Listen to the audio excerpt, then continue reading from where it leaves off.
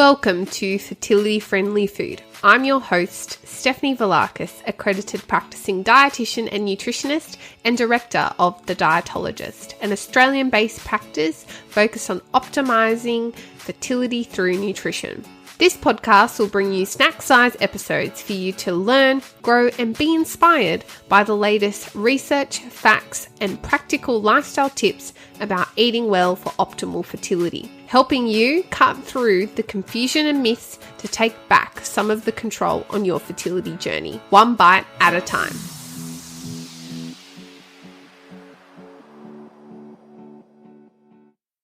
Welcome back, everyone. I hope you enjoyed last week's endometriosis episode. This week we are back for part 2 as part of the mini-series on endometriosis for Endo Awareness Month for March.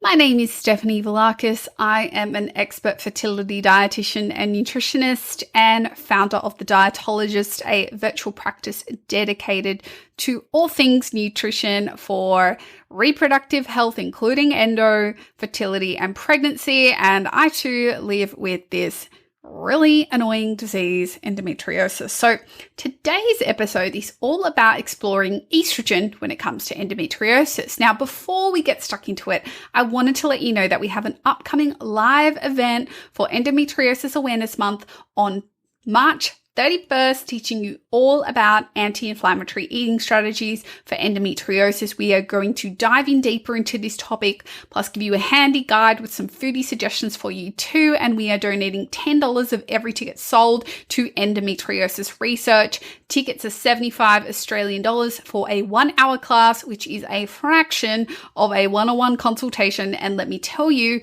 we cover this regularly in our hour-long consults. So if you're keen to save your spot and learn whilst giving back to much needed endometriosis research, head to the link in the show notes to secure your spot. I cannot wait to see you there. Okay, let's get into today's episode. So what is estrogen? Well, estrogen is a steroid hormone predominantly made by the ovaries, and it plays many roles in the body. But it's most known for its ability to stimulate the growth of follicles and to help enhance mucus production in the reproductive tract. It typically peaks twice in a menstrual cycle, more so before ovulation and again later in the cycle, but less intensely.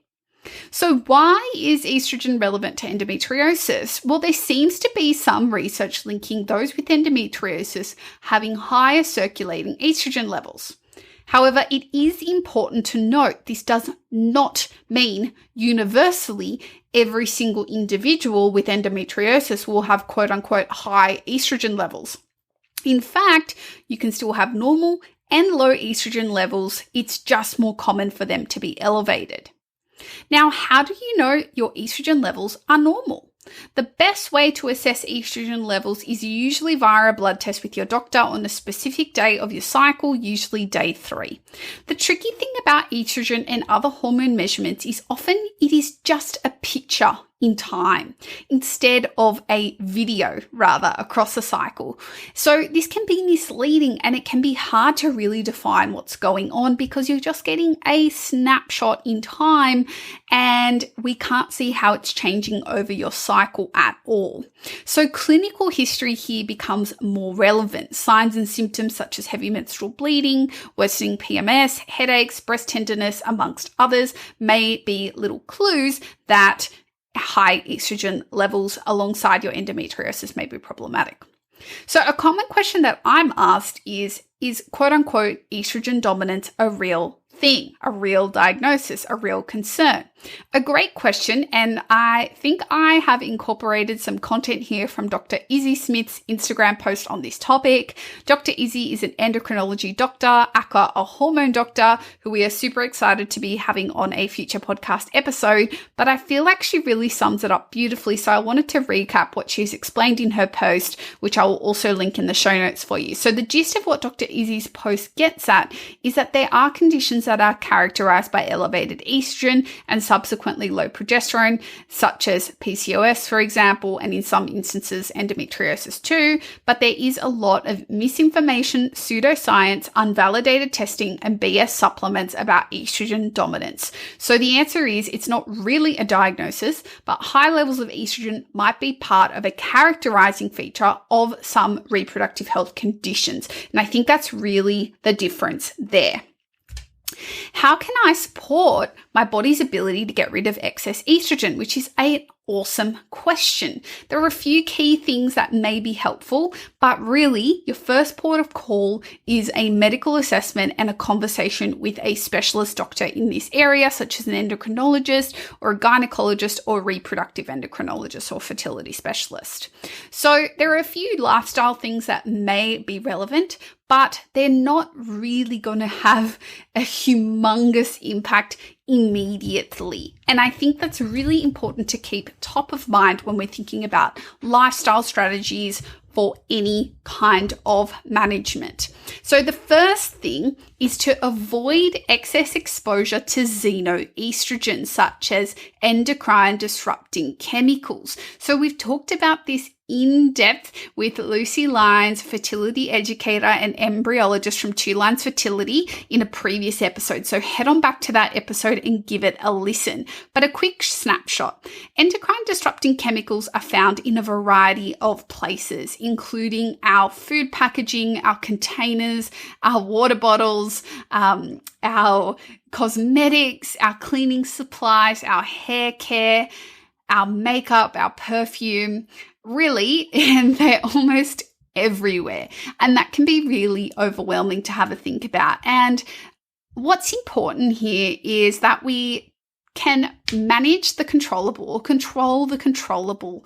We're not going to be able to avoid all endocrine disrupting chemicals forever, but we can certainly minimize how much we're exposing ourselves to them in our own home environment and make better choices there. So some easy tips that I always give our clients on the food front is switching your water bottle to a stainless steel or glass bottle, reheating your food in a ceramic plate or in a glass container instead, and also keeping an eye on food packaging and how often you're using foods in food packaging and trying to make changes there as well. So it might mean going to a bulk health food store and popping things in jars or brown paper bags, or decanting your food from plastic packaging into glass jars when you get home, for example. The next strategy to help get rid of excess estrogen, which has only really been studied really in postmenopausal women, which is interesting, is cruciferous vegetables. So your cruciferous or brassica vegetables are things like broccoli, cauliflower, cabbage, Brussels sprouts, kale, and bok choy.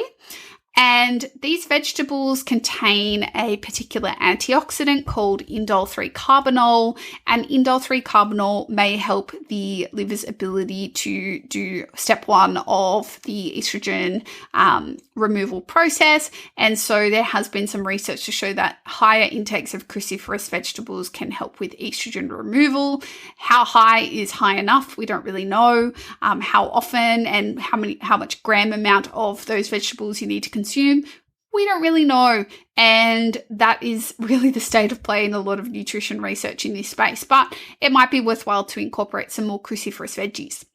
The next one is regular bowel motions. Now, if you're not pooping regularly, this can be problematic when it comes to estrogen metabolism because excess estrogen leaves the body via the bowels. And so if you're getting really constipated, for example, this can lead to issues of excess estrogen being stuck in the stool, and there's a risk of the reactivation of that deactivated estrogen in the gut by enzymes called beta-glucuronidase, which are produced by the gut, some gut bacteria. So there is a link there between estrogen and gut health, which I've elaborated on episode 10 in season 1. It's called, Is There Such a Thing as the Gut Hormone Axis, or something along those lines. So if you want to explore that topic, head on back.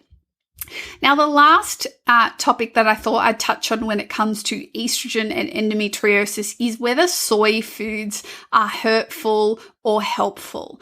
And it has been a really contentious area when it comes to people's opinions. So the state of play is that soy foods such as tofu, soy milk, edamame, and tempeh contain phytoestrogens, which are actually incredibly good for us in many contexts. And phytoestrogens are the natural plant-based estrogens which weakly bind our estrogen receptors and can exert a weak hormonal effect. Now, this might seem logically like an absolute nightmare, because if you have endometriosis and you know for certain that you have excess circulating estrogen, why would adding more fuel to the fire, so to speak, be helpful? Well, there is a theory that potentially soy foods have a quote-unquote buffering effect when it comes to estrogen. That is, people that have high circulating estrogen levels, when they include more phytoestrogen-rich foods such as soy, that those phytoestrogens, because they more weakly bind the estrogen receptors, have less of an impact compared to the biological estrogen, helping to blunt the symptoms and effects. And for those who have low levels of estrogen, such as postmenopausal, phytoestrogens can help to be as a weak replacement of the estrogen and can help blunt some of the symptoms of menopause, for example, hot flushes. And so there is this idea that potentially incorporating soy foods can help have a buffering effect when it comes to estrogen levels, which is super, super interesting, but certainly an emerging area of research. So that is a wrap on all things estrogen endometriosis. Just remember, this isn't a universal rule for everybody with endometriosis is going to have high circulating estrogen. Some of us do. Some of us will have low estrogen. Some of us will have no issues at all. It can be hard to work out, and you definitely don't want to self-diagnose in this arena. There are a few lifestyle strategies, but remember, your first port of call here is working with your doctor and medical team. So that's a wrap on part 2 of the mini-series on endometriosis for Endometriosis Awareness Month. We will be back next week with another installment in this mini-series for Awareness Month of March, and I'll be joined by special guest, resident dietitian here at the Dietologist, Bianca Woga APD, to combine forces on all things irritable bowel syndrome and endometriosis, which I cannot wait for. And don't forget to sign up for our special anti-inflammatory eating masterclass for endometriosis for Endo Awareness Month on Thursday, March 31st, with proceeds from each sale going towards endometriosis research. I cannot wait to see you there. The link to sign up is in the show notes now. And if you enjoyed this podcast, please leave us a rating and review on Apple Podcasts and use the new rating feature on Spotify as well. This helps us out so much. And don't forget to share it with a family member, friend, or colleague as well. And let's make Fertility Friendly Food the #1 fertility and reproductive health nutrition podcast together. Until next week, everyone. Bye.